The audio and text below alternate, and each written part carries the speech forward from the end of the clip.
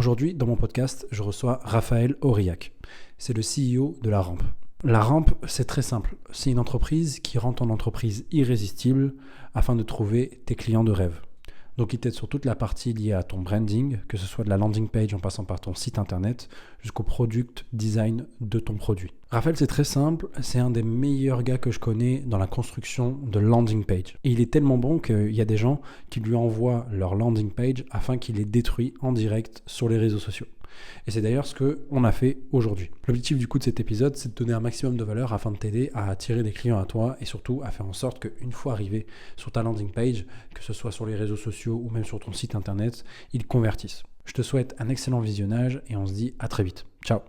Raphaël, super content de t'avoir du coup dans ce podcast. Avant de commencer à ça, on commence à rigoler déjà.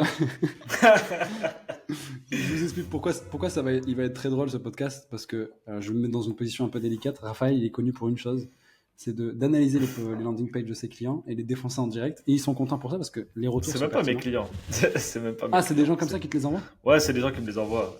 Ouais. Ok, c'est cool. Et après, ouais, c'est ça. J'en reçois encore plus. Plus c'est hardcore, plus j'en reçois. J'ai l'impression de ce que j'ai compris là-dessus. Et moi, je vais me prêter à l'exercice parce que je pense que voilà, tout simplement, tu as une vraie expertise là-dessus. En général, tu donnes des bons tips. Donc ça va se passer en 2 temps, de ce que j'ai compris, de ce que tu m'as expliqué. Parce que là, clairement, il a pris les devants, il m'a dit, écoute, t'inquiète, je vais faire ça, etc. Donc vraiment, super Raphaël pour ça. Donc il va faire un entretien avec moi comme si j'étais un petit peu son client, il va discuter avec moi de mon branding, de ce que j'ai compris. Donc je sais même pas les questions qu'il va me poser. Et après, dans un deuxième temps, on va analyser la landing page que j'utilise aujourd'hui. Et il aura de quoi, je pense, en dire beaucoup, parce que même moi, je sais quelle est la moyenne. Donc on pourra en commencer. Donc Raph, je te laisse le lead là-dessus. Tu fais ce que tu veux, je suis là pour la Yes, partie maintenant. ça marche.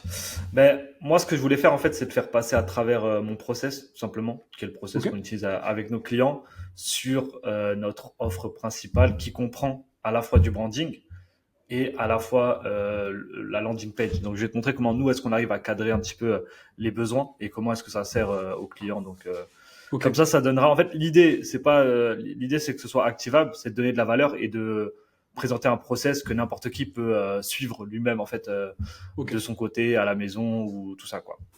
Ok. Donc en gros, avant de passer à la landing page, ce que j'aimerais qu'on fasse déjà, c'est qu'on comprenne un petit peu ton business. Bon, je pense pas qu'on aura le temps de répondre aux questions, tu vois, mais je vais te montrer comment est-ce que moi je comprends le business des gens. Mhm. Donc nous, on a un process de récupération, on va dire, d'infos qui est ultra lourd. Mhm. On lit pas de cahier des charges. En fait, on fait passer le client dans notre process et on lui pose exactement les questions qu'on a besoin de lui poser. Donc Ok. déjà, il y a un premier formulaire qui va réunir toutes tes informations principales, qui sont tes clients, Mhm. tout ça. Je dirais que la chose importante, un peu la particularité que nous, on a dans ce formulaire, c'est une méthode qui s'appelle Bridge the Gap. Donc en gros, le but, c'est de comprendre, c'est quelque chose que j'utilise aussi en appel de vente, c'est quelque chose qui est hyper puissant. C'est juste, en gros, quelle est ta situation actuelle? Ok. Si vous êtes dans un appel de vente, c'est quelle est ta situation actuelle et comment tu te sens par rapport à ça. Mais là, c'est plus quelle est votre situation actuelle. Donc tu me dis là où tu es, etc. On va considérer que Ok. c'est notre point de départ, notre point A. Et après, je vais te demander où est-ce que tu aimerais être dans 6 mois? Quels sont les Ok. objectifs pendant 6 mois? Dans l'idéal, c'est quoi votre situation rêvée? Et là, tu vas me dire, bah, dans 6 mois, c'était une startup, on a levé des fonds, on a tant de users, on a tant de traction, etc. Mhm. Et du coup, ça, c'est l'endroit où on veut aller, quoi. C'est la direction, donc c'est le point B. Et l'idée, c'est de découvrir ce qui est entre les deux. Qu'est-ce qui t'empêche à l'heure actuelle d'aller chercher ça? Bah, on a besoin d'un site web, on a besoin de clarifier tel truc, on a besoin d'avoir plus de choses sur ça, etc. Et donc, en fait, c'est là où on est dans la zone d'intervention, en fait. Ce qu'on veut, c'est identifier l'obstacle et le traiter et permettre à la personne d'aller du point A au point B. Donc, c'est pour ça que, comme je dis, c'est puissant en appel de vente, mais c'est puissant aussi pour comprendre profondément une situation et savoir, c'est pas juste ah ben je veux une landing page. Ok, pourquoi tu penses Mhm. avoir besoin d'une landing page, tu vois? Où est-ce que tu vas? Qu'est-ce que tu veux faire avec ça, etc. Donc ça c'est la première chose, je dirais. On récolte des informations basiques de ce style-là, donc faites l'exercice, hein, tout Mhm. simplement, dans ce questionnaire. Ensuite, on va faire passer le client à travers un atelier, un workshop qu'on appelle, enfin que j'ai appelé le workshop Brand Vision.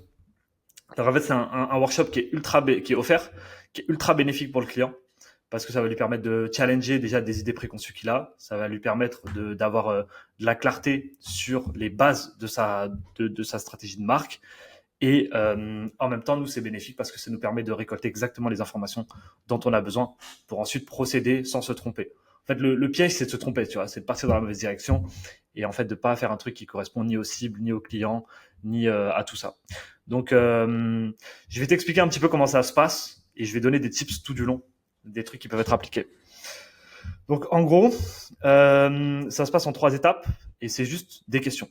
Et le but, c'est de répondre le plus honnêtement et avec le plus de spontanéité possible aux questions, tu vois.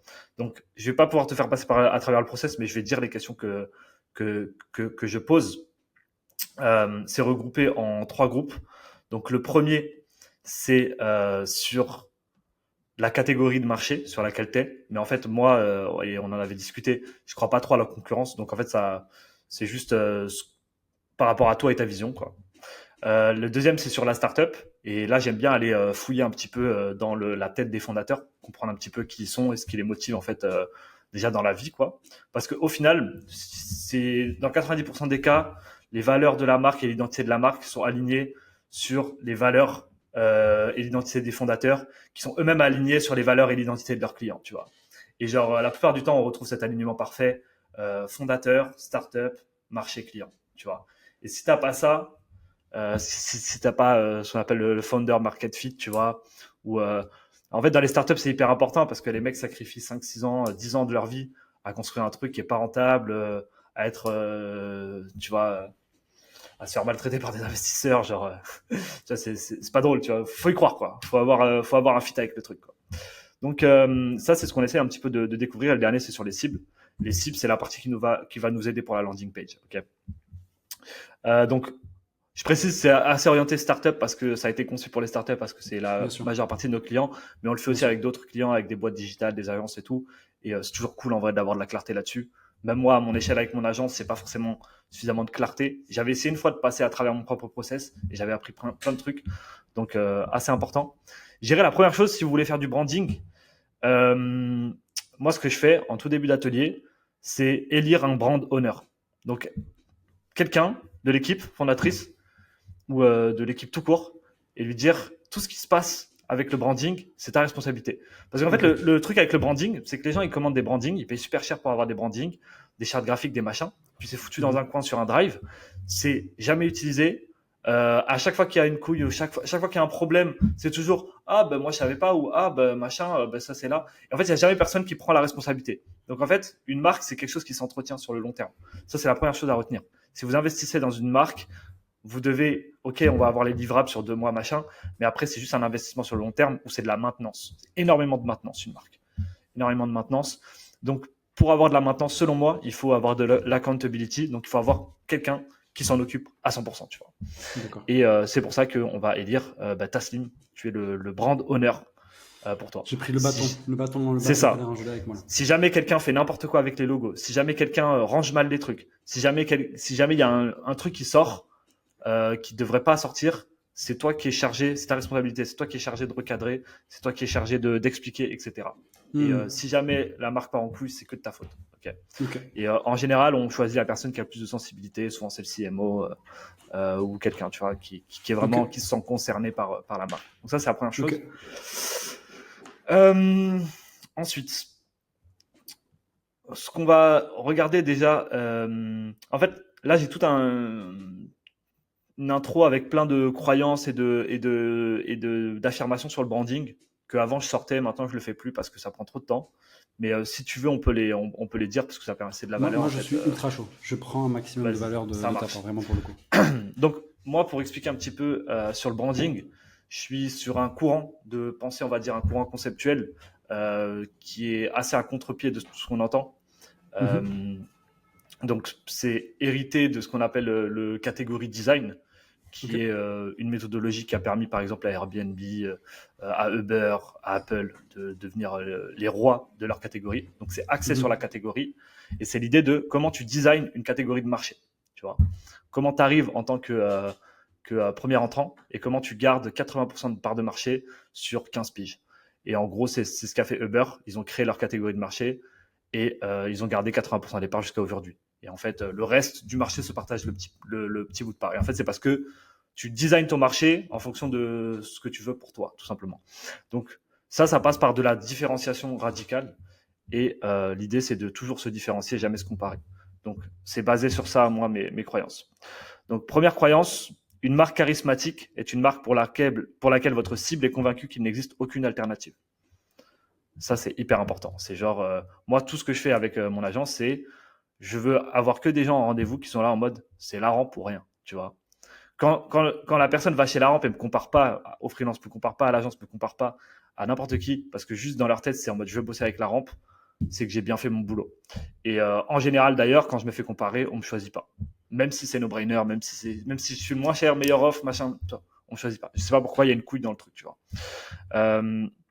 Donc, autre affirmation, dans un marché, un seul acteur peut être le moins cher, les autres doivent utiliser le branding. Donc en fait, le truc, c'est que la limite de tirer les prix vers le bas, c'est qu'en fait, il n'y en a qu'un seul qui est le moins cher, quoi. Donc si tu joues à cette compétition, il n'y a qu'un seul vainqueur, alors que si tu joues à la différenciation, bah, tout le monde peut être gagnant, quoi. Parce que tu vas juste trouver ton segment de marché parfait et ton super utilisateur, super consommateur, quoi. Autre chose, votre marque n'est pas ce que vous en dites, mais ce que vos clients en disent quand vous n'êtes pas là. Donc là, c'est ce qu'on parle de, en fait, ta marque, c'est ta réputation, quoi, en gros. Donc c'est pour ça que ça doit être protégé comme la prunelle de ses yeux, quoi. Ensuite, ça rejoint ce que je disais tout à l'heure, on ne pousse jamais à la comparaison, on pousse à faire un choix. Donc en fait, c'est toujours, je suis pas moins cher que lui, je suis pas mieux que lui, je suis pas, non. Écoute, je suis différent. Moi, ce que lui propose, je le propose pas. Moi, je suis différent. Est-ce que tu veux me choisir nous? Est-ce que tu veux choisir les autres? C'est aussi simple que ça. Il y a aucun souci. Par contre, on est à peu près incomparable, tu vois. On ne cherche pas à être mieux que nos concurrents, on cherche à être radicalement différents, donc ça rejoint ça. Et enfin, ça c'est une croyance personnelle, c'est que toutes les marques charismatiques sont tournées vers le design. Et pour moi, des marques charismatiques, je peux citer Apple, je peux citer Nike, je peux reciter Uber, Airbnb, tout ça. Et en fait, c'est que des marques qui ont une culture design intrinsèque qui est ultra, ultra, ultra forte. Starbucks, tout ce que tu veux. Parce que le design, c'est pas que du visuel. Le design, c'est comme je dis, tu peux designer ton marché, tu peux designer ta culture, tu peux designer tes valeurs, tu peux designer un tas de trucs en fait.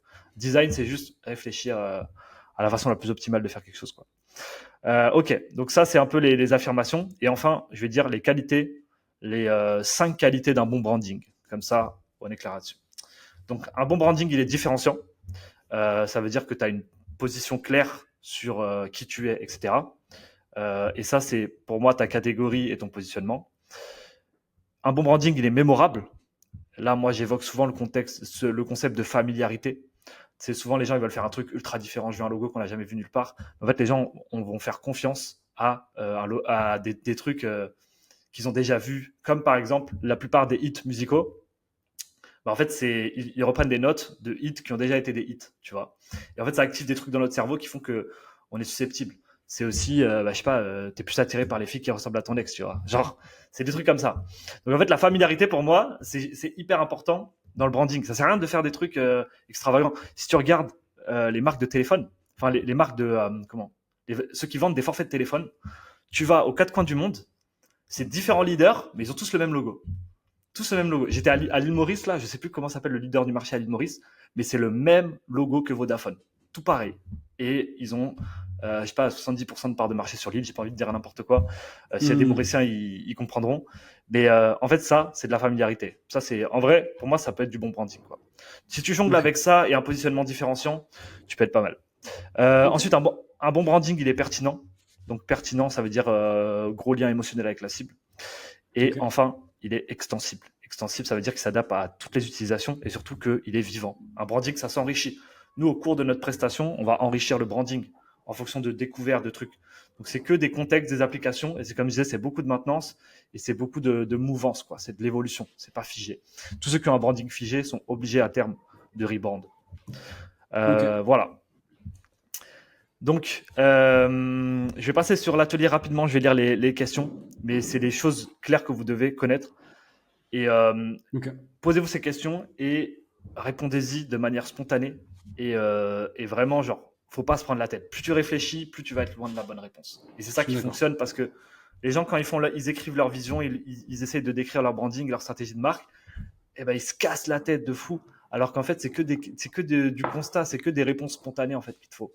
Donc, première question, qui êtes-vous? Rapidement, boum. qu'est-ce qu'on est, tu vois. Genre, Mhm. c'est quoi le nom de ta boîte? 111 agency.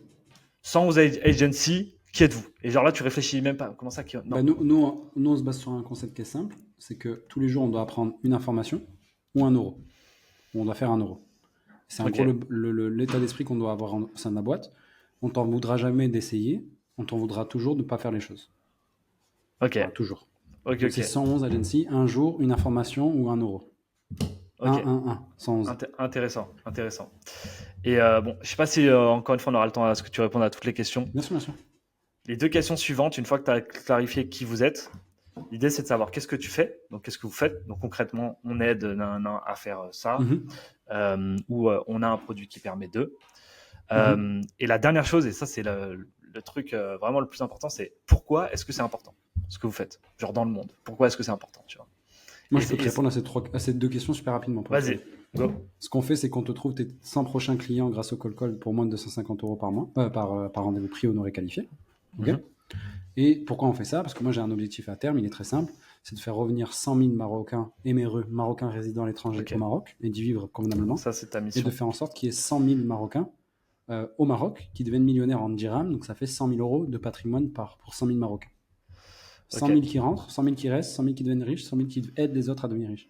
ok, intéressant. Ok, et du coup, la réponse, ça c'était la réponse à pourquoi c'est important.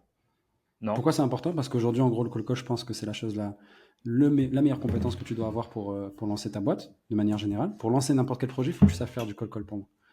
Parce que c'est tellement transverse et ouvert Intéressant. comme. J'en ai En jamais fait, fait. si t'es bon en call call, t'es bon partout, en fait. J'en ai T'es bon en jamais fait. marketing, t'es bon en machin. Et donc, de ce fait, c'est un peu en arborescence, le fait que tu saches maîtriser le call call. Et à partir de là, ben, forcément, tu peux lancer n'importe Ok. quel projet. Pour toi, le cold call, c'est la compétence clé par rapport à tout ça? Ouais, regarde, je te donne un exemple. Je sais que ça peut porter à Vas-y, la confusion, dis-moi. etc. Et je prêche aussi ma paroisse. Mais genre, je te donne un exemple. Demain, je te donne une liste, je t'appelles des gens, tu vas savoir en 3-4 appels que c'est pas le bon marché. Alors que pour du marketing, il va falloir faire peut-être une Très ICP, vrai. etc. Machin. Très vrai. En gros, l'avantage qu'a le call call sur, par exemple, le C'est marketing, réel. etc. Et je critique pas le marketing, au contraire, tu vois. Mais je trouve que l'avantage du call call, c'est qu'on est tellement près du marché, parce qu'on parle littéralement avec nos prospects, qu'en fait, on peut faire une étude de marché beaucoup plus poussée. Mais c'est vrai que le ROI est beaucoup plus bas. Tu vois, un mec qui fait des ads, il va contacter 100 000 personnes en une journée Ah, en c'est dépensant intéressant. en ads. Il va tester C'est une landing page, intéressant. c'est vrai. Mais je gagnerai toujours car en fait, je parle avec mon prospect. Ok, Tu grave comprends ou pas? intéressant. Ouais, ouais. En fait, bah, moi, du coup, j'ai un autre business où j'accompagne des créatifs, freelance, agences, à faire de la croissance, en gros. Et, Mhm. nous, on les met beaucoup sur du cold outreach. Mais il y en a qui ont testé le cold call. Donc, pour l'instant, on est en train d'implémenter ça aussi. Et c'est vrai que le premier retour qu'on a sur le cold call, c'est tu peux évaluer un marché en 10-15 appels, tu sais. Et il me dit, j'ai appelé 15 coiffeurs, je sais que c'est pas mon marché, tu vois. C'est pas Alors mon qu'on marché, tu on leur aurait dois vendre. envoyé 150 messages, 150 DM à froid. Donc ça, c'est grave intéressant. Mais moi, du coup, comme je dis, j'ai jamais fait de cold call. Du coup, je peux pas forcément te rejoindre là-dessus, tu vois. Moi, pour moi, la compétence clé de laquelle découle la vente, le marketing, tout ce que tu veux, et à terme le cold call, c'est-à-dire que j'ai jamais fait de cold call, mais j'ai tellement de compétences en vente, en marketing, et du coup, pour moi, la compétence clé, la base, le copywriting, que je peux prendre un appel en cold call, je peux t'écrire un script de tueur en 5 minutes, faire ce que je veux, tu vois. Parce Et que ça, c'est les mêmes rouages, ça fonctionne pareil, en fait. Ouais, bien sûr. Ça, par contre, je te rejoins à 100%. Et c'est Dan Coe. Je sais pas si tu connais ce gars sur Internet, Ouais, sur YouTube. ouais, ouais. Bah, Dan Coe, il parlait de ça. Il dit en fait la seule compétence du Bah, lui, c'est un 21e siècle copywriter qui va de être base là, aussi. non, mais après, c'est normal, il prêche sa paroisse. Il faut toujours se Ouais, demander ouais, qui clairement, est-ce que tu clairement, écoutes, quel est son clairement, intérêt quand il clairement, fait une vidéo. clairement. Mais je veux dire, il disait un truc, et c'est vrai, parce que regarde, quand tu regardes, tu vas créer un script. Tu vas Ouais, créer un script, il y aura une structure de ce script. Cette structure de script, elle est totalement proche de l'AIDA, tu vois, d'un système ouais, du framework ouais. AIDA, Ouais, etc. ouais, Donc, c'est ouais, souvent ça. je Ouais. suis d'accord avec toi, le copywriting, c'est peut-être ouais, la nouvelle compétence qu'il faudra avoir. Après, à voir, on Moi, verra bien comment ça va. pour moi, trop fort. En fait, bah, j'ai fait un live il y a pas longtemps sur ça. Et genre, copywriting, c'est dans tout. En fait, moi, ce que je leur dis, c'est genre, à chaque fois que vous écrivez quelque chose et que vous le partagez sur Internet, il faut que ce soit copyrighté. Et du coup, à la fin du live, je prends des exemples et je dis, ça, c'est juste un message que je mets dans mon groupe de nurturing où je leur dis juste, allez voir ma vidéo YouTube. Le message, il est copyrighté à fond. Là, il y a 2 semaines, je recrute un designer. Je leur ai remontré un 100% copyrighté, page d'annonce 100% copyrighté, comme si je vendais en fait, comme un funnel de vente. Résultat, 18 000 vues sur LinkedIn, 150 portfolios reçus, tu vois. Que grâce au copywriting. Quand j'envoie des DM, même dans mon programme, tu vois, genre les espaces, ils sont copyrightés de manière à ce que tu veux toujours pousser à l'action, pousser au truc. Et quand tu prends l'habitude de copywriter 100% de ce que tu fais, tu décolles. C'est trop puissant. Petit aparté, Raphaël, j'ai une petite question et je pense que ça intéresse pas mal de personnes. Moi, je sais que tu es chaud dans ce milieu, il n'y a pas de doute là-dessus. Enfin, tu es bon en copywriting, il n'y a pas de problème. Comment tu t'es formé rapidement, hein? T'as lu quel livre? Qu'est-ce qui t'a permis d'avoir un déclic là-dessus? Le livre majeur que j'ai lu, c'est Copywriting Secrets. Okay. Je l'ai poncé de A à Z. Je l'ai même relu un petit peu. Qu'est-ce que j'ai fait d'autre? J'ai pas mal écouté de mecs dans la sphère française qui sont chauds en copywriting, notamment Tougan Barra. J'ai capté un peu les mécanismes et après j'ai écrit 20, 30 LP, tu vois, et j'ai capté des fois le truc. Et après j'ai écrit 250 posts LinkedIn. Et en fait, je dirais que là où j'ai le plus appris, c'est dans la pratique, à mon avis. Maintenant, je pense qu'il y a un ensemble de concepts. Donc du coup, comme j'ai dit, j'ai fait un live à ce sujet où j'ai réuni l'ensemble de tous les concepts que j'utilise au quotidien, FOMO, urgency, les call to action, le storytelling, mettre dans l'émotion, faire en sorte que chaque phrase donne envie de lire la suivante, les accroches, les trucs. Mais je dirais, là où j'ai le plus appris, c'est le content. Hein. Quand tu dois te casser la tête pour attirer l'attention des gens et quand toutes les semaines, tu es en mode, tu testes des accroches, tu vois, 250 posts LinkedIn, mais sur Twitter, on publie 3 fois par jour. Donc, tu vois, j'ai testé plus de 1000 contenus.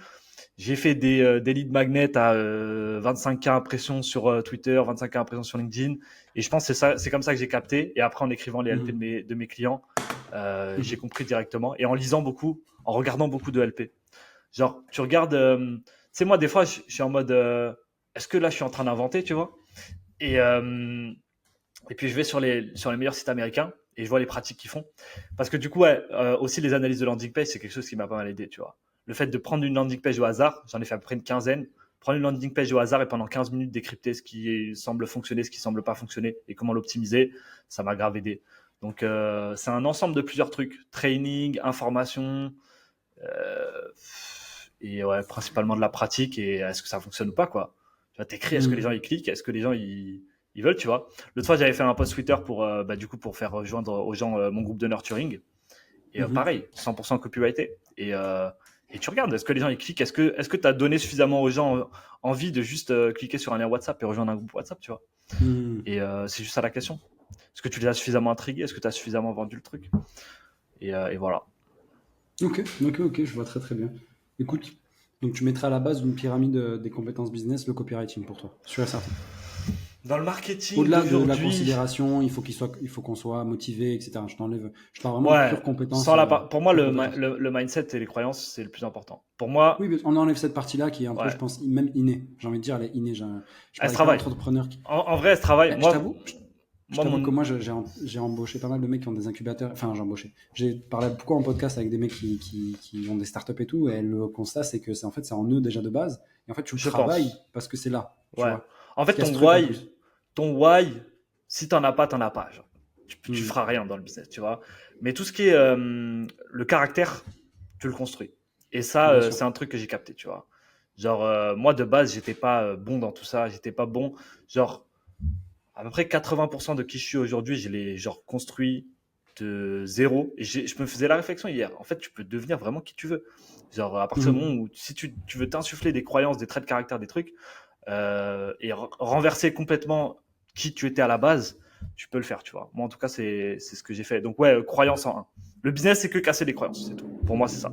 Après, si on parle de compétences pures, dans le marketing aujourd'hui, avec les réseaux, je pense que le copywriting, c'est trop important. Mais après, c'est parce que moi, tout mon marketing, je l'ai fait sur ça, tu vois. Tu vois, presque tous mes clients, je les ai pris sur LinkedIn, sur Twitter, sur machin. Puis après, ça s'est transféré, puisque maintenant, quand j'ai fait des vidéos YouTube, je savais exactement quoi dire, tu vois. Donc maintenant, tu travailles l'aisance à l'oral, mais les méthodes pour capter l'attention, pour structurer ton discours, tu les as. Et aussi, moi, je suis littéraire de base. Je fais un bac L, bon, maintenant, ça n'existe plus, mais tu vois, moi, je suis très, je suis très comme ça de base, donc j'aime beaucoup écrire aussi. Donc en fait, quand j'ai découvert le copywriting, j'étais en mode tu peux convertir cette compétence qui est l'écriture, qui a priori fait pas de sous, tu vois, en elle-même, en un truc qui est genre surpuissant dans le marketing. Et ça m'a fait kiffer en vrai. Ça m'a fait kiffer. Mais c'est ce qui s'est passé après les années 60. Hein. Tous ces mecs qui voulaient, tu sais, dans les années, des années 40 à 50, à 60, on va dire, le métier que pas mal de gens voulaient faire, c'était écrivain. C'était l'équivalent de je veux devenir footballeur. YouTubeur. Ouais. C'est vraiment pour de vrai. Hein, dans les années 40, c'était après la guerre, après la Seconde Guerre mondiale, c'était vraiment, pendant la période de prohibition, c'était écrivain, c'était le métier que tout le monde voulait faire. Et de ce fait, ils ont bien compris que écrire des bons livres, ça risquait d'être compliqué. Et ils se sont tous reconvertis dans les agences de pub. Et après, on a vu avec l'apogée, avec les Mad Men, la série que je conseille à tout le monde de regarder là-dessus. Mais j'ai regardé un petit peu Mad Men. Donc, du coup, voilà. Donc, mais revenons au truc. Du coup, là, je t'ai répondu aux questions. Est-ce qu'il y en a d'autres Ouais, là, il y en a d'autres, mais tu sais quoi, je vais juste les citer une par une. Comme ça, les gens pourront les noter et répondre exactement à ce qu'ils veulent. Quel est le problème que vous réglez et essayez de mettre un mot dessus. Donc, de nommer le problème. Pénurie de talent. Et ça, tu vois, ça peut être ta catégorie de marché en fait que tu peux designer. C'est le but. Me décrire un monde idéal où ce problème n'existe pas. Donc, en théorie, projection 20 ans plus tard, tu as changé le monde, tu as éradiqué ce problème, à quoi ressemble ce monde-là, et le décrire avec des mots, visualiser, ok, ça ressemble à ça, les gens font ci, les gens sont plus heureux, etc. Donc ça, c'est un peu En fait, le truc, c'est que je pose des questions cachées, le client, il le sait pas. Si je te dis, vas-y, écris-moi ta vision et ta mission, tu vas être en mode, oh là là, machin.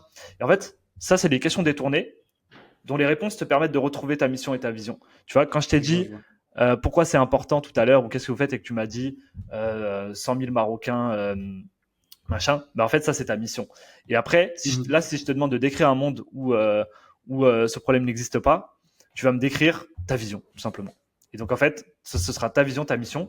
Et en fait, en découle ton Golden Circle, donc why, how, what, plus vision et mission. Et en fait, on a trouver les bases de ta stratégie de marque, quoi, tout simplement, et de qui tu es. Donc, c'est assez intéressant. Je poursuis rapidement. Comment est-ce que votre solution fait la passerelle entre ce problème initial et le monde que tu viens de me décrire? Donc, encore une fois, bridge the gap. Comment est-ce que concrètement vous réglez ce problème? Comment est-ce que concrètement vous faites la passerelle entre le point A et le point B? Ensuite, sur votre startup, quelle est votre vision? Donc là, je demande vraiment la vision, tu vois. Et surtout, je dis, quelle est ta vision à toi, tu vois, Taslim? Quelle est ta vision dans la vie? Qu'est-ce que tu aimerais devenir? Qu'est-ce que tu souhaites pour toi? Moi, je veux être le Jacques Attali du monde arabe. Ok. Voilà. Vraiment, genre pour de vrai, il y a zéro blague. Non, mais il y a pas de truc, tu vois. Mais en fait, si je te pose pas cette question-là, ça va faire beaucoup moins de sens le reste que tu es en train de construire, tu vois. Genre, bien sûr. Le mec construit un truc, mais en fait, c'est toujours les fondateurs sont motivés par aussi des trucs personnels. Donc, c'est toujours très intéressant. Golden Circle, quelles sont les valeurs?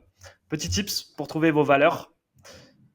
Prenez la question à l'inverse. Qu'est-ce qui vous met hors de vous dans la vie? Donc, par exemple, c'est quand les gens ils sont lents, tu vois. Ok, la vitesse, c'est une valeur pour toi, par exemple, tu vois. Donc, tu prends ça. Qu'est-ce qui te met hors de toi dans la vie? Quelle est la dernière fois où tu as pété un câble sur un truc de merde? Et là, tu retrouves la valeur associée à ça. Donc, ça, petit tips. On les liste. Ensuite, quelles émotions est-ce que tu aimerais qu'on ressente quand on parle de ta boîte? Donc, ça, c'est aussi très intéressant. Des adjectifs qui vous décriraient. Et moi, ce que j'aime bien faire comme exercice, c'est X, mais pas Y. Donc, en gros, l'idée, c'est de cadrer l'adjectif. Donc, on est visionnaire, mais pas illusoire, tu vois, un truc comme ça. Donc, en fait, tu cadres ton adjectif. C'est un peu technique, c'est un peu dur à faire, tout le monde n'y arrive pas, mais c'est un exercice intéressant. À qui est-ce que vous aimeriez ressembler? Et là, c'est dans l'aura, vraiment. Donc, je demande dans le questionnaire les inspirations. Et là, je demande dans l'aura, on aimerait avoir le charisme de qui, tu vois, l'impact de qui dans ce monde. Et l'inverse, à qui ou quoi est-ce que tu ne veux absolument pas ressembler? Donc, en fait, la méthodologie, elle est toujours cadrée. On met le curseur le plus vers ce à quoi on veut ressembler et on met le curseur vers ce et après, boum, tu vois, on recadre au milieu. Et enfin, pour les cibles, donc ça, c'est ce qui va nous aider sur le copywriting. Et là, c'est que du profiling psychologique. Donc, chose très, très, très intéressante. Quand on parle de cible, la méthodologie classique, école de com, machin, comme ça que je l'ai appris, c'est toujours, alors, CSP+, vivant en région urbaine, entre 25 et 35 ans, de nanana, de background, si ça, qui a fait telle école. En fait, là, tu prends que des éléments factuels qui n'ont. En fait, c'est que des statistiques, tu vois. Ça veut rien dire sur les gens. Et en fait, cette même personne qui peut avoir exactement le même background, si ça se trouve, elle déteste, tu vois. Tu prends le plus gros, la plus grosse opposition, tu vois, mais tu prends Apple et Samsung, tu prends Nike et Adidas. Deux personnes peuvent avoir exactement le même parcours et appartenir exactement, en théorie, à la même cible. Et t'en as qui sont full Adidas Samsung, et t'en as qui sont full, parce qu'on va pas mentir, c'est un peu ça les combos, full Nike Apple. Et toi, t'es full Nike Apple, tu veux faire une marque qui veut ressembler à Nike et à Apple, et genre, parce que madame rentre dans la tranche d'âge et a fait l'école que tu veux et a le CSP et la localisation que tu veux, tu vas t'adresser à elle, alors que genre, ça ne la concerne pas du tout, tu vois. Donc moi, ce que je fais, c'est comment tu cibles un profil psychologique, tu vois, et tu t'attardes pas sur les statistiques. Ça peut être le gars de. Après, évidemment, tu as une idée, mais c'est un guide, quoi. Genre, la vraie question, c'est quel est le profil psychologique de ma cible. Donc, l'idée, c'est de demander quelles sont les valeurs de tes cibles. Et en fait, là, c'est là où c'est marrant, c'est que juste avant, j'ai fait la même chose pour le fondateur, et à chaque fois, on retrouve exactement le fondateur. Donc, en fait, le fondateur crée une marque qui lui ressemble pour vendre à des gens qui lui ressemblent. Et donc, quand tu te rends compte de ça, tu te rends compte qu'en fait, il est là le branding, quoi. Il est là l'essence d'une marque. Donc Donc, c'est un peu ça le but de cet entretien, c'est de lui faire comprendre lui-même par des questions qu'en fait, mine de rien, son branding c'est lui-même et il peut revenir dessus. ouais, nous, ça c'est on va dire, notre postulat.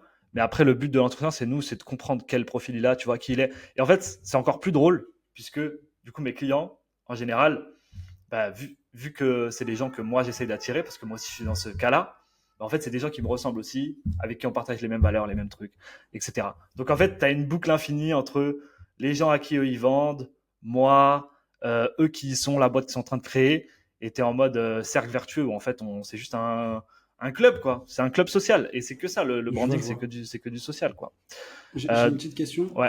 juste pour faire une petite aparté. Et une petite question, si tu veux y répondre en 5 minutes, c'est ok. Si ça prendra trop de temps, mais donne juste ton avis en 2-3 phrases, il n'y a pas de souci. Moi, j'avais une question, c'est que je pense que pour tout le monde, pas mal de personnes te disent que le personal brand, c'est le futur, etc. Ouais, je etc. suis d'accord. Est-ce que du coup, on va voir à la fin des marques? Est-ce que ça va être la fin des marques aujourd'hui? Non, en fait, je pense pas que ce soit la fin des marques. Je vais t'expliquer mon avis rapidement sur le personal branding. Personal branding est plus puissant que le branding en tant que tel. Pourquoi? Parce que le seul but du branding, et ça c'est un peu ma définition à moi, c'est de mimer, c'est de ressembler le plus possible à un humain. C'est-à-dire, quand tu attribues un logo, tu essayes de mimer un visage. Quand tu attribues des couleurs, tu essayes de mimer un style vestimentaire. Quand tu donnes des tons à ta marque, tu essayes de mimer un grain de voix, une tonalité. Donc en fait, le branding, c'est que mimer l'humain pour faire en sorte que des humains, qui s'attachent en général entre humains, soient attachés à quelque chose de totalement factice, tu vois, mais parce que ça a des traits humains. Donc tu donnes une personnalité humaine à ta marque. Et en fait, tu n'as pas ce problème-là avec le personal branding parce que c'est déjà un humain. C'est pour ça que moi, j'ai tout misé sur le personal branding. Je suis déjà un humain, tu vois. Genre, les gens vont plus s'attacher à moi qu'à une marque qui essaye de mimer des trucs humains. Donc ça, c'est le pourquoi le personal branding, oui, est le futur et oui, est plus puissant que le branding en tant que tel. Mais en fait, le problème avec le personal branding, c'est que dans le cas où tu veux créer une grosse boîte, dans le cas où tu veux scaler, dans le cas où tu veux faire quelque chose de big, tu peux pas te reposer que sur ton personal branding. Genre, en gros, quand tu as une boîte, et moi, c'est une problématique dans laquelle je suis, quand tu as une boîte dont l'acquisition repose pratiquement uniquement sur le personal branding du fondateur, comment est-ce que tu fais derrière pour construire ta boîte pour la revendre? Comment est-ce que tu fais pour diluer l'impact de ça? Comment est-ce que tu fais pour libérer ton temps, racheter ton temps dans un contexte où les gens achètent pour avoir de ton attention, tu vois? Donc, en fait, ça crée d'autres problématiques. Et là, la solution à ça, c'est le branding pour le coup. Donc en fait, le branding, ou alors diluer le personal branding, ça c'est un peu ce que je pense. Diluer le personal branding à travers plusieurs personnes. Si tu regardes le youtubeur Amixem, il le fait très très bien. Il a créé une chaîne. Donc un youtubeur, c'est genre le plus haut niveau, tu vois, de personal branding que tu puisses avoir, où genre ton business, il tient littéralement sur ta personnalité. Et ben lui, il a fait quoi dans ses vidéos? Il a recruté des mecs qui avaient des personnalités intéressantes. Il les fait interagir dans ses vidéos. Maintenant, si demain, puis maintenant, les mecs se lancent aussi sur leur propre chaîne YouTube, ont leur propre communauté à eux, etc. Donc, demain, si Amixem sort une vidéo sur sa chaîne et que Amixem n'est pas là, c'est pas grave. Parce qu'il y a, je sais plus comment il s'appelle, Thomas, machin, je suis pas le plus grand fan d'Amixem, hein, mais je trouve ça assez remarquable à ce niveau-là. Tu vois, parce que les mecs sont là en fait, et les mecs il y a de la tâche. Mais en fait, tu dilues. Si tu crées un programme ou de la formation, ben, tu prends des coachs, tu prends des mecs qui vont venir apporter de la valeur dans ton programme, qui ne sont pas toi, mais qui vont créer de l'attachement et qui vont créer de la valeur, tu vois. Et donc, tu dilues ta personal brand dans d'autres personal brand, ou alors tu fais all-in branding. Ça, c'est un peu ma réponse à ta question. Écoute, c'est super clair. Désolé, j'avais coupé le mic parce qu'il y a des travaux un petit peu autour de moi. Donc, je dois couper le mic pour pas que ça s'entende. Écoute, est-ce que tu as d'autres choses à ajouter sur ce rendez-vous et ces questions ou on est bon Bah, je vais juste lister du coup comment profiler psychologiquement une cible, comment nous on fait. Vas-y. Donc, justement, je voulais pas t'oublier quelque chose. Tu regardes quelles sont les valeurs de la cible. Donc, encore une fois, comme on a dit tout à l'heure, quelle marque ils utilisent au quotidien, qu'est-ce qu'ils consomment. Ça, c'est très important. C'est pour ça que je t'ai dit, le mec qui consomme du Nike et du Apple, en fait, tu veux faire un produit qui ressemble à Nike et Apple, tu vois. Donc, mais tu as besoin de le savoir qu'il consomme du Nike et du Apple. Donc, qu'est-ce qu'il consomme? Est-ce que, tu vois, tu crées un SaaS, le mec, il ouvre son ordi. Il y a quoi sur son ordi? Est-ce qu'il a Arc, Notion, machin? Tu vas faire un SaaS qui ressemble pas à ça. Comment tu veux rentrer dans la vie de la personne si tu t'insères mal dans son écosystème de consommation déjà de base? Donc ça, c'est trop important. Qu'est-ce qu'ils consomment? Tout simplement. Ensuite, qu'est-ce qu'ils aiment visuellement? Ça, c'est aussi important. Quelle est leur esthétique globale? Ensuite, ce qu'on fait, c'est on essaye de savoir comment est-ce qu'ils parlent et on essaye de donner des éléments de langage spécifiques, nichés, que eux seuls, tu vois, des inside jokes, des trucs, essayer de collecter de la data à ce sujet. Et l'idée, c'est de leur parler de cette façon-là, tu vois. Quand on l'a fait notamment pour notre landing page pour les soignants, on a dressé un profil psychologique du soignant qui fait flipper, tu vois. Genre, vraiment, on a trouvé vraiment quelles sont ses douleurs, qu'est-ce qu'il dit, parce que le mec était soignant aussi. Qu'est-ce qu'il dit à sa femme quand il rentre chez lui, tu vois. Comment il se sent par rapport à la situation. Quels sont les sujets qui reviennent tout le temps quand ils parlent entre eux. Et en fait, tu veux vraiment t'immiscer dans le groupe social. Ensuite, en quoi ils croient, quelles sont leurs convictions. Donc, de même que nous, on a switché nos croyances pour l'entrepreneuriat, pour ce que tu veux, nos croyances sur l'argent, machin. Ces gens-là aussi, leur vie, elle est rythmée par les croyances. Donc, tu vois, si tu es face à un groupe qui est un petit peu conspirationniste, si tu es face à un groupe qui est proche de son argent, qui a une mauvaise relation à l'argent, bah, tout ça, c'est des choses que tu veux connaître sur ta cible. Qu'est-ce qui leur apporte de la valeur dans la vie? Ça, c'est très intéressant. Est-ce que c'est la liberté, la communauté, la connaissance, la possession, l'argent, le temps? Ça va te donner un bon profil psychologique tout simplement, quand tu fais miroiter ton produit, libère-toi du temps pour en passer avec ta famille. Parce qu'on sait que la famille apporte de la valeur à cette cible-là, à ce profil psychologique, tu vois. Ensuite, qu'est-ce qu'ils détestent par-dessus tout? Parce qu'on ne veut pas s'apparenter à ce qu'ils détestent, évidemment. C'est groupe social, groupe de rejet, groupe d'appartenance, groupe de référence. Tu veux toujours taper sur le groupe de rejet avec eux, quoi. Tu veux pas t'apparenter à eux. Et parce que souvent, les gens ne consomment pas juste parce que j'ai pas envie d'être ce gars qui a la Mercedes parce que on va croire que je suis ce gars qui traîne sur la Côte d'Azur alors que moi, je suis un gars de je sais pas quoi, tu vois. Je suis un beau parisien ou peu importe. Donc, tu vois, des fois, les gens refusent de consommer juste par rejet social. Et enfin, qu'est-ce qui les énerve? Voilà. Donc, ça, c'est le profil psychologique qu'on va dresser avec notre client. Je ne sais pas combien de temps il nous reste, mais je vais donner la méthodologie du coup pour appliquer ça et en faire une landing page rapidement. Et après, si tu veux, on peut aller sur ta landing page. Je ne sais pas comment tu veux procéder là à partir de maintenant. T'es mute encore. Là. Tu veux que je te la partage maintenant? Vas-y, partage maintenant. Ok, carré. Comme ça, au moins, on ne loupe pas ça. Hop. Et après, je vais essayer de partager ma méthodologie, comment t'aboutis de ça, d'un profil à une landing page. Ok, je vais juste repartager un truc qui est un petit peu mieux. Tu verras la page directement. Voilà, c'est ça. Il tombe sur ça, mon prospect, quand il clique sur un. T'es sur Notion, là, du coup. Notion Sites. Ouais, je fais sur Notion Sites. Voilà, exactement. Ok. Important aussi, hein, moi, tout ce dont je parle depuis tout à l'heure, c'est pour vous construire une minimum viable brand, minimum lovable brand. L'idée, c'est d'aller toujours sur un marché avec le minimum possible de dépenses et de ce que tu veux. Plus tu arrives à avoir des clients et à faire payer des gens avec le plus faible et l'essence de ce que tu proposes sur le marché, plus tu es sûr d'avoir un bon product market fit. Si tu débarques avec toute la cavalerie, le site magnifique, une identité de marque ultra poussée, un produit avec 15 000 fonctionnalités, tu vas avoir de la data qui est faussée en fait. Parce que demain, tes utilisateurs, ils vont te lâcher, etc. Si tu as des mecs qui sont en chien et prêts à te payer pour un truc qui marche à moitié, qui a une seule fonctionnalité, qui est présenté de manière dégueulasse, toi, tu as été en retard au rendez-vous, là, par exemple, j'utilise un nouvel outil, la gestion de projet. Euh, J'étais tellement en chien de cet outil, c'était tellement l'outil que j'attendais, que le mec, j'étais en mode, tu vois, dans l'appel, vas-y, balance-moi le lien et tout. Là, l'outil, il est buggé de fou. J'en ai rien à foutre. Tu vois, genre, vraiment, c'est, Hmm. genre, je le paierais. S'il me dit demain, envoie-moi 20 balles, je vais lui envoyer 20 balles, tu vois. C'est à quel point je suis en chien sur ce problème-là, quoi. Donc, trop important. Donc, tout ça pour dire, tu as raison de faire de ce type de landing page. Souvent, c'est ce qui marche le mieux. Ok, Ok. ok, ok. Du coup, je te laisse analyser. Tu me dis. Hein. Euh, ok. Donc, formation gratuite, 111 courses. Donc, d'où vient le trafic sur cette landing? De LinkedIn principalement et un De peu YouTube LinkedIn. parce que j'ai le LinkedIn et YouTube en gros. Tu le rediriges avec quel CTA? Vers un lien en description pour YouTube et Donc, un PPS tu leur quand. dis quoi? Si tu veux te former à tel truc, j'ai créé une formation gratuite, le 111 courses, que tu peux avoir directement en cliquant sur le lien en Ouais, en description, gros, c'est ça? comment trouver tes 10 prochains clients. En gros, c'est Ok. ça le truc. Donc, si ça t'intéresse de savoir comment trouver tes 10 prochains clients, j'ai créé une formation, une ressource gratuite qui te permet de. Ok, très bien. C'est ça. Formation gratuite, 111 courses. Donc là, tu as Donc, une c'est une VSL. vidéo qui est un peu longue, Euh, je trouve. Est-ce que tu peux me dire 11 minutes Vous aider à après? prendre rendez-vous pour d'autres. Non, je Cliquez vais sur pas le la lien mettre en entier, mais en gros, dans l'idée, c'est. Donne-moi la euh, structure. je dis, il y a 3 obstacles aujourd'hui qui t'empêchent d'aller Ok. de là à là, tu vois, par exemple. Ok. Ouais. Et aujourd'hui, ton rêve, c'est potentiellement d'avoir 4 à 5 rendez-vous de plus toutes les semaines Ok. avec ton client.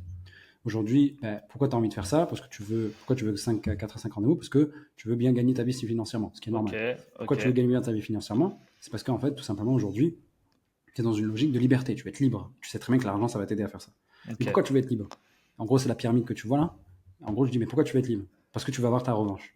Je le sais, tu le sais, nous le savons tous les entrepreneurs, quand ils se lancent, c'est pour une revanche sur la vie, il y a quelque chose qui leur est arrivé, et ils veulent avoir une Ok. revanche. Ça, c'est je trouve, le grand point commun de tous les entrepreneurs. Et moi, je Ok. lui dis, écoute, d'où tu viens, d'où tu pars, dans tous les cas, moi, je m'en fiche. Tu vas avoir la revanche envers ton ex, mieux gagner ta vie, prouver à tes parents que t'es pas raté. Bref, je m'en fous où tu vas aller, je m'en fous d'où tu viens. Dans tous les cas, cette information, elle t'amènera 3, 4 à 5 rendez-vous par semaine. Et après, à partir de là, tu pourras faire ce que tu veux de ce potentiel que tu as réussi à Ok. libérer.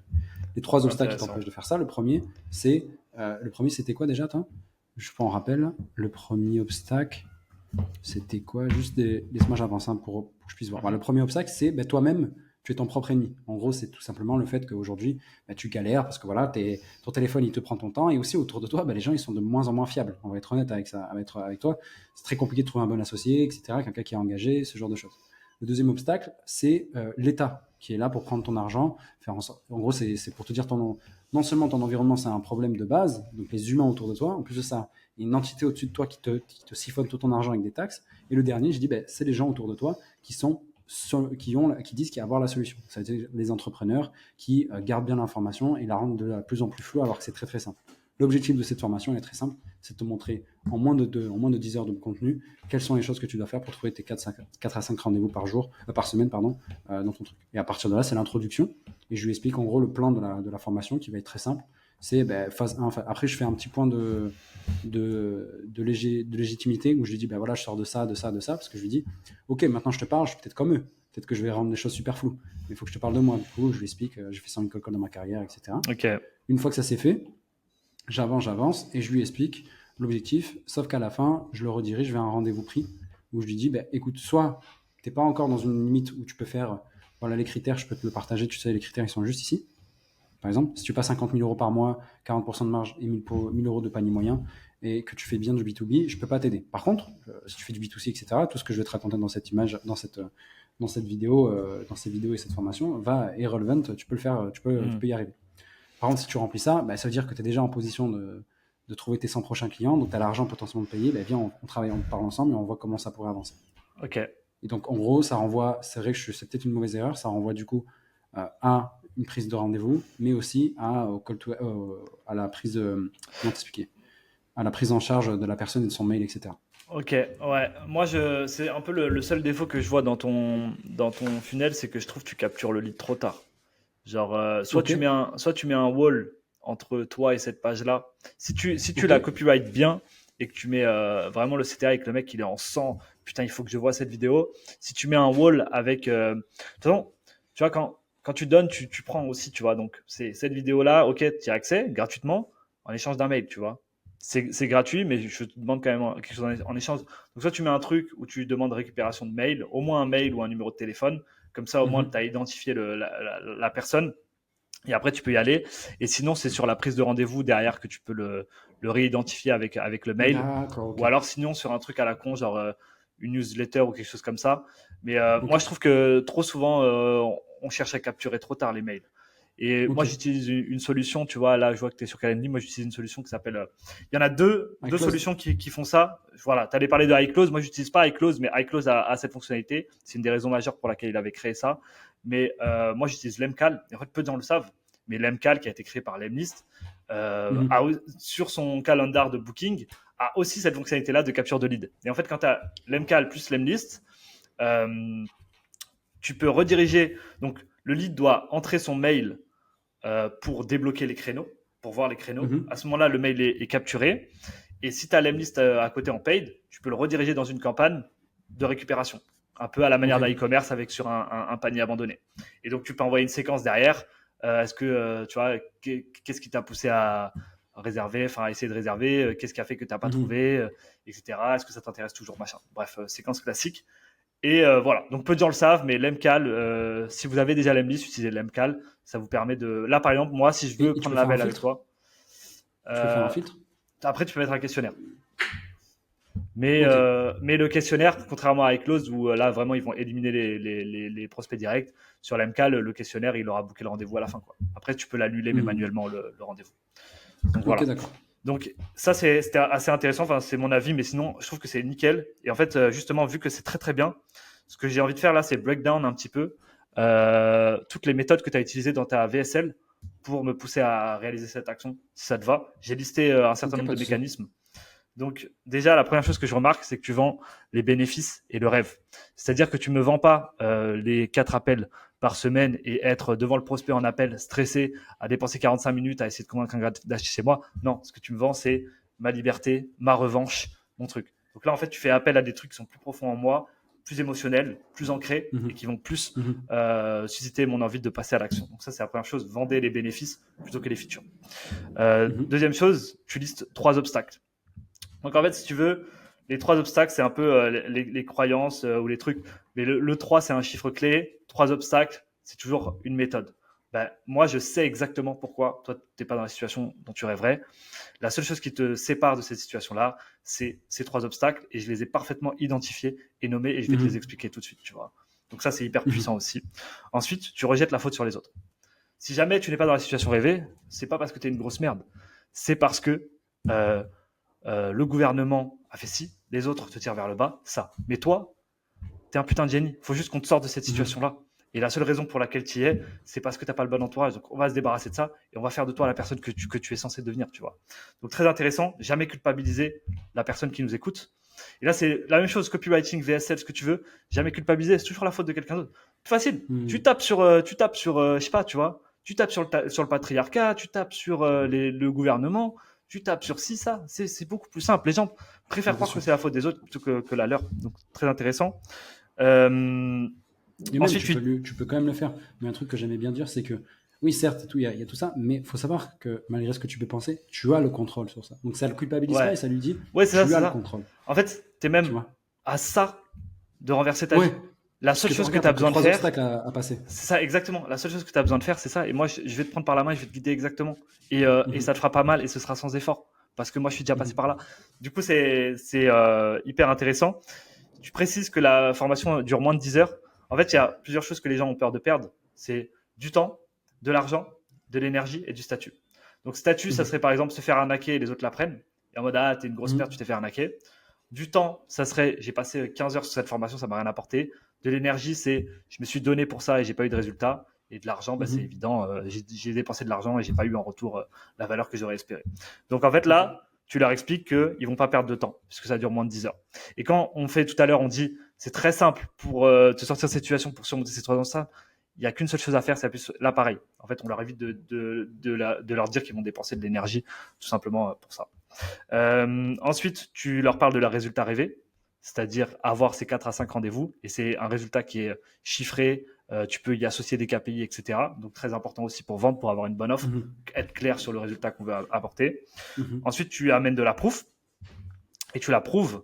Donc, proof, c'est pas juste, bah ouais, moi je suis Taslim et j'ai closé plus de 500 clients en cold call. Non, c'est genre, d'accord. moi je suis Taslim, j'ai closé plus de 500 clients en cold call. La preuve, j'ai formé ensuite plus de 100 élèves qui disent ça de moi. J'ai les recordings de mes 100 appels. Là, vous voyez mon taux de closing traqué par truc. Là, vous voyez mon trophée ClickFunnels, peu importe, tu vois. Mais tu show, tu prouves ce que tu avances. Show, don't tell. Et à la fin, CTA, pas pour vendre ta solution, mais pour vendre le rendez-vous. Si tu penses que tu es trop court pour faire ça, si tu penses que non, tu peux prendre cet appel et on va voir ensemble comment la meilleure solution pour ça, etc. Tu leur dis pas, prends cet appel et je vais essayer de te vendre mon programme à 3000 balles, tu vois. Donc, toujours vendre le rendez-vous plutôt que la solution. On vend un par un. D'abord, on vend le rendez-vous et ensuite, en rendez-vous, on vend la solution. Et enfin, tu fais un profiling précis qui te permet d'identifier exactement les personnes que tu vas avoir en appel. Typiquement, dès le début, tu me dis, tu as une revanche à prendre sur la vie. Moi, j'ai pas de revanche à prendre sur la vie. Je me sens pas comme ça, je me casse. En fait, je suis pas dans la cible, simplement. Parce que tu veux parler à des gens qui ont ce profil émotionnel type, cette situation type. Donc, toujours expliquer clairement, donner la cible. C'est toi qui décides avec qui tu as envie de travailler. C'est pas, on attire tout le monde, c'est pas open bar, quoi. Donc voilà, les notions que j'ai remarquées un petit peu dans ta VSL et un peu mon avis sur ton funnel là, à l'heure actuelle. Ça sort un peu du contexte, mais j'aime bien faire du marketing global, moi. Le gros souci, du coup, tu dirais que c'est mon call to action qui est pas assez bon. Et aussi la proof, la manière dont je fais la proof aussi, qui est pas forcément la plus. Non, si, ça c'est, ça m'avait l'air ok, en tout cas, comment tu l'as expliqué, mais c'est vrai qu'ajouter de la proof, j'ai plus de tant d'années d'expérience. Tu fous une photo de toi au téléphone dans un bureau miteux en train d'appeler, tu vois. Ça, c'est du marketing. C'est évident. Je dis, bah, là, j'étais en 2014 en train de réaliser mes premiers call calls. À l'époque, je me sentais comme ci, comme ça. 500 appels plus tard, j'ai réussi à me libérer de cette situation. J'ai pu changer de pays. J'ai pu vivre cette situation. Et la plus belle chose dans tout ça, c'est que ce qui m'a permis d'arriver là, c'est d'identifier ces 3 obstacles.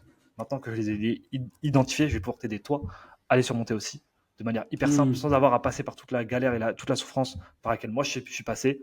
Et voilà. Et la seule chose que tu as à faire, c'est regarder cette vidéo. Et à la fin de la vidéo, c'était vers un appel, tu vois. Ah, d'accord, ok. Donc tu penses que je devrais réduire, arrêter à la proof, faire de la proof encore plus poussée en disant voilà une photo de moi, machin, nan. Après, ça, c'est du storytelling aussi, tu vois. Ça dépend. En fait, ça dépend à quel point ça repose sur ta personal brand aussi, quoi. Tu peux avoir un système révolutionnaire, vendre le système, mais. Je serais plus chaud, par exemple, de dire voilà, donc moi, c'est ça, ici, c'est. Donc, si tu veux lancer un truc, c'est peut-être pour ça. Aujourd'hui, dans tous les cas, tu as besoin de 3 à 4 rendez-vous, quel que soit ton objectif. Tu veux une revanche, même. Ouais. J'ai envie de te dire, même si tu n'as pas envie de revanche, c'est pas vraiment mon souci. Pour être ça, c'est ta big idea. Tu as besoin de 3 à 4, 5 rendez-vous. Dans tous les cas, c'est ça qui va t'amener, ce sera le véhicule pour t'atteindre ton objectif. Maintenant, ça, pourquoi tu devrais m'écouter? Pourquoi tu devrais m'écouter, tout simplement? Parce que tout simplement, aujourd'hui, bah, tu peux le voir, moi, j'ai fait tant, je peux lui parler, je fais plus 5000. Tu vois, je peux lui faire la proof. Et du coup, moi, j'ai trouvé les 3 choses qui font qu'aujourd'hui, tu es bloqué en fait pour atteindre cet objectif. Si tu veux avoir accès à tout ça, je t'ai fait une formation gratuite qui t'explique déjà dans un premier temps ces 3 obstacles et comment les attaquer un par un. Parce que comme tu peux voir, machin, truc, bidule, je pense que ça serait mieux et je réduis, genre, au lieu qu'elle fasse 11 minutes, j'en fais une de 3 minutes peut-être ou de 2 minutes. Et du coup, en dessous, il y a le wall et les gens peuvent mettre directement leur truc, tu penses? Bah, en vrai, moi, parce qu'après, moi, je peux les appeler et les CT. Hein. Je peux appeler tous les gens qui se sont inscrits. Je fais une petite identification en fait. parce que je pense pas avoir 1000 personnes, tu vois. C'est un peu la méta. Après, c'est un peu en train de se faire cramer ce système-là. Mais genre, sur les VSL, moi, tu vois, j'ai un profil où je fais beaucoup de contenu long. Tu vois, je loue beaucoup de liens avec les gens qui m'écoutent, avec l'audience. Et en fait, moi, j'aurais aucun problème à faire une VSL super longue. Parce que je sais que moi, je peux tenir le rythme. Que ce soit dans la présence et dans l'argumentaire, tu vois, dans ce que j'ai à dire. Non, pas de souci, ça c'est pas un problème. Non, mais tu vois ce que je veux dire. Donc en fait, il y a plein de gens qui disent ouais, la VSL faut qu'elle soit maxi courte, 2 minutes machin. Moi, j'ai tendance à dire déjà, si le mec regarde une VSL de 45 minutes, les chances pour qu'ensuite il clique pas sur réserver un rendez-vous, elles sont tellement plus faibles, tu vois, que sur 2 minutes, frère, 2 minutes c'est rien. Du coup, moi je serais en mode en vrai VSL longue. Si tu as le truc pour back it up, genre VSL longue 1000 fois. Plus tu peux faire ingérer de contenu, mieux c'est. tout simplement. Après, effectivement, peut-être que dans les stats et tout, j'en sais rien, tu vois, je suis pas à ce niveau-là d'infoprenariat ou quoi. Peut-être que dans les stats, ça convertit moins, peut-être que machin. Il y a un Ah, milliard mais de moi, c'est un lead facteurs. magnet, hein, ça. Hein. Moi, Ouais, c'est c'est un lead ça. magnet, hein, pour Non, moi, mais il y ça. en a plein qui disent genre les VSL longues ça marche plus, ça se fait cramer. Moi je pense qu'on a tous été un peu accro des créateurs et tout. Si tu es vraiment à fond sur un créateur, peu importe le contenu qui sort, que ça fasse 3 minutes ou 45 minutes, tu vas regarder en entier quoi. Genre si t'es vraiment un hot lead, tu vas faire ce que le mec il te dit. Si le mec il te dit de regarder une VSL de 30 minutes, tu vas la regarder, tu vois. Enfin, en tout cas, moi c'est mon avis sur le sujet. Ok, ok, ok. Donc, si au pire du pire, moi, je t'inviterai à, si tu veux le fermer en direct, à parler de ma landing page et te dire, ouais, cette vidéo, machin, tu devrais faire ci, ça, je serais chaud. Mais en tout cas, moi, je pense que d'après toi, ça serait plus sur le call to action. Il est un peu flou. Bah, moi je pense que c'est la capture le problème, hein. Je pense que Ah, genre, d'accord, donc tu penses, je devrais faire un wall bah moi simple, prise c'est de pas mail, normal et que après email. j'arrive. C'est pas normal que j'arrive là et que je puisse regarder une VSL de 10 minutes et me casser et que tu m'aies pas identifié. Genre, pour moi, c'est ça qui est pas normal. Ah, c'est bon, j'ai compris. Donc, tu penses que je devrais faire un wall, et après, je lui envoie un mail où il y a la VSL dedans. Tu peux faire ça, ouais, tu peux le faire de différentes façons, mais ouais, pour moi, en fait, c'est un échange. Je te donne du contenu gratuit, en échange, je te demande ton mail, tu vois, Hmm, c'est un échange de procédés, quoi. Genre, là, il part, comment tu le réidentifies? Pour peu qu'il retombe jamais je sur ton vois, contenu, pour peu que toi, je tu vois, je publies vois. moins pendant un certain temps, genre, c'est ça qui est important, hein. Pour moi, c'est la capture, hein, à mon avis. Ok, ok, ok. Ok, c'est carré. Écoute, je vais faire ça. Je pense que je vais mettre un wall et après, ce sera directement sur l'automation. Les personnes vont recevoir du coup la VSL ou un autre truc carrément. On verra. Essaye, hein. Mais en tout Après, cas, moi, enfin, tu fais ce que le marché de te toute façon, dit. je peux pas faire mieux. Je peux faire que mieux que maintenant. Il y a personne qui s'est inscrit encore depuis le début de la Ok. semaine. Donc, Ok, ok. Ouais, je vais faire que ben. mieux que maintenant, quoi. Après, ce qui est bien avec Loom, c'est que tu peux checker les vues. Ça, c'est pas mal, ça. Tu sais combien de Ouais, il y fois a ta une vidéo a personne qui été a vu vue. la vidéo. Il y a une Tu personne peux, qui a vu la et vidéo. tu peux mettre un CTA à la fin aussi. Ça, c'est pas mal. Ah ouais? Ouais, mais je crois que quand tu as Loom Pro, tu peux mettre un Ouais, j'ai CTA à la Loom fin Pro. qui s'affiche. Donc, tu peux dire, tu peux cliquer sur le lien qui va s'afficher sur la vidéo, tu vois. Et le Attends, je vais mec, il te peut dire. cliquer directement. Je vais te dire. Bah, Il y a normalement, eu t'as 10 vues. 10 vues. 10 vues, il y a eu. Il y a des mecs qui ont leur identité. Ça aussi, c'est un glitch. Des mecs qui regardent et qui sont log sur leur compte Loom. Après, tu as leur nom et prénom, tu sais. Ouais, ouais, il y a Fadal, Fiona. Après, c'est des gens que je connais. Honoré le Sympa, Hugo Samson. Donc, ça, c'est des mecs ouais, que je connais à peu près. Donc, Après, peut-être des que le gens. problème, il vient du trafic, hein. Si Upfront, Ouais, mais c'est ça le problème aussi que j'ai.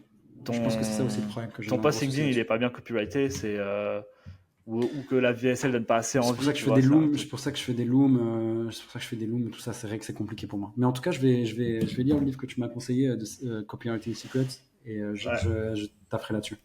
Après, moi, c'est le call de mon gros point fort, tu vois. ouais, ouais, Et étant donné que clairement. j'ai beaucoup de Non, mais delivery, c'est pour moi un bon c'est moment donné, tu transversal. sais. Moi, ta VSL, elle est clean, hein. Et puis, tu vois, Ok. moi, pour parler, je suis personne, hein. Ça fait 2 mois que je suis censé shooter ma VSL, je l'ai pas fait, tu vois. Donc, je suis personne. Moi, je te donne mon avis sur le truc à chaud. Non, Ça non, se trouve, mais je dis attends, n'importe tu quoi, as fait tu vois. plus de landing page que moi, tu es un petit peu plus en avance que moi, quel que soit ton niveau, c'est toujours pertinent. Hein. Je t'ai dit, la preuve, personne ne s'est inscrit, j'ai eu 10 vues, il devait au moins avoir des petites conversions, tu vois. Mais Ouais. bon, c'est pas grave. Donc moi, je pense que je vais faire ça, je vais faire un wall directement et les gens vont se N'hésite mettre pas à dessus l'envoyer directement. directement en DM aussi, la vidéo.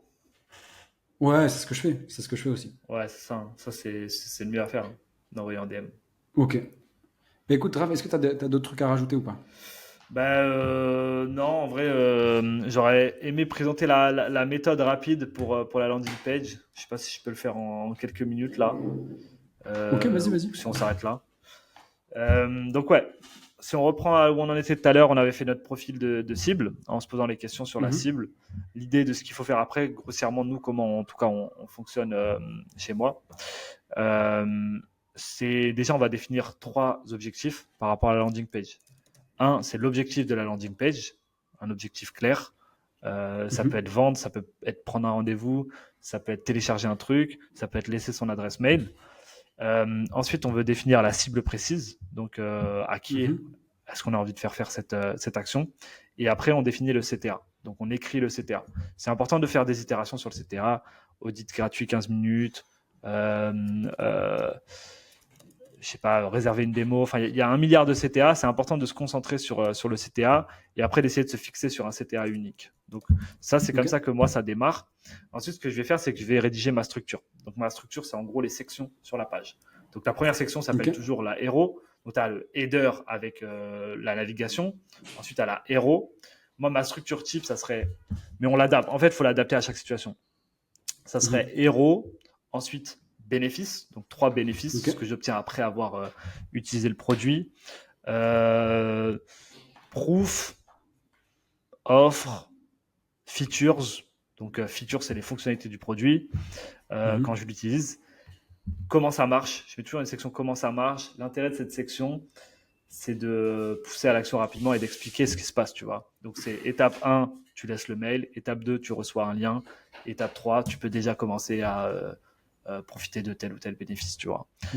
Et souvent, à la fin, une section, et après, témoignage peut-être, et après, ou case study, et après, une section de réengagement à la fin, où tu tentes un peu le tout pour le tout, let's go, tu vois, grosse proposition de valeur, limite tu remets presque comme un titre principal avec le CTA et après le footer. Et ensuite, ce que je vais faire, c'est qu'une fois que je me suis vraiment arrêté sur ma structure, comment je veux structurer mon truc, c'est pas forcément figé, après tu peux revenir dessus, mais j'essaie vraiment d'avoir mes grosses structures, donc mes titres de section. Et après, je vais travailler sur mes titres. Donc mes titres. Donc, le gros titre dans la hero, le titre dans machin, je vais voir où est-ce que je mets les CTA, etc. Je passe 70% de mon temps sur les titres. Parfois même, on n'en voit qu'avec les titres, tout simplement parce que les gens ne lisent pratiquement pas les paragraphes. Ils vont lire les paragraphes, mais quand ça va être leur 3e passage sur ta page ou quand ils sont vraiment intéressés, donc ça concerne très peu de gens. Donc, c'est vraiment les titres qui doivent être impactants. Ils ne doivent pas être chiants, ils doivent donner du rythme, ils doivent susciter la curiosité et ils doivent être clairs. Ils doivent être très, très clairs. Souvent, les gens font des titres trop évasifs en se disant ouais, c'est stylé, tu vois. Mais non, en fait, ça fait juste que je comprends pas ce que tu racontes. Donc, souvent, je reprends les gens sur ça quand je fais des roses de landing page. Des titres trop évasifs, c'est une erreur que je vois souvent. Et une fois que tu t'es fixé un peu sur tes titres, bah là, tu peux commencer à bosser un peu tes paragraphes. Ce que je fais ensuite, c'est que je vais faire un zoning, un layout. Donc, en gros, je prends. Je peux montrer à quoi ça ressemble en vrai. Je sais pas si ça Vas-y, va. partage, franchement, ça me ferait plaisir. En fait, c'est sur mon iPad, donc je peux montrer juste à l'écran, mais en fait, il n'y a pas besoin de plus que de voir la silhouette, tout simplement. Donc, en gros, j'espère qu'il n'y a rien de compromettant. De toute façon, je n'écris pas les textes dessus. En gros, je vais prendre ma structure et tout ce que j'ai rédigé et je vais voir comment ça se traduit sur du design. Donc, en fait, en gros, c'est une page et tu dessines des blocs, des rectangles. Donc, c'est d'où l'aspect zoning, c'est que tu vas zoner chaque élément. Donc, est-ce que là, je fais un gauche-droite? Ça demande des petites compétences en design, tu vois, des petites compréhensions de design, mais tu as plein de layouts basiques, gauche-droite, droite-gauche, alterné, etc. Donc, tu vois, typiquement, si je montre, je sais pas si on va bien voir, hein, mais en gros, ça, c'est un zoning que j'ai fait, tu vois, pour un client. Là, t'es mute. Et en gros, je vois très très bien. Tu vois ça, voilà. Et donc ça, c'est ce qui nous permet ensuite de transmettre à l'équipe design et que le designer ait déjà la section, la structure, les textes, les CTA et une interprétation, un zoning. Moi, après, je les laisse libres pour interpréter comme ils veulent. Je leur dis, ça, c'est mon interprétation de comment moi, j'aurais zoné le truc. Tu peux rester dans ce zoning-là où t'es garé, essayer d'autres choses et de ça. Et après, on leur transmet directement. Je leur transmets avec un loom où je leur explique. Je leur ping les commentaires, les textes en commentaire. Et boum, ça passe, ça prend vie, ça passe au design, quoi. Donc voilà, comment partir d'un profil psychologique et aboutir jusqu'à un design concret. Ok, c'est super propre, super propre. Ok, est-ce qu'il y a encore autre chose ou pas? Parce que je t'avoue, là, tu donnes beaucoup de valeur, j'ai envie d'en avoir encore plus. Tu vois. Là, pour moi, j'ai couvert un peu tous les sujets. On a débordé par moments, c'était parfait. En tout cas, on a bouclé ce que je voulais faire. Ok, moi en tout cas, je ressors avec pas mal de choses. Et en vrai, on va terminer sur ce podcast et j'aurai 2 questions à te poser. Mais avant ça, où est-ce qu'on pourrait te rejoindre et te contacter, Raphaël? Réseau numéro 1, LinkedIn, Raphaël Auriac. Donc, je ne sais pas si tu auras mis le nom ou quoi. Bien sûr, tout ça c'est en description.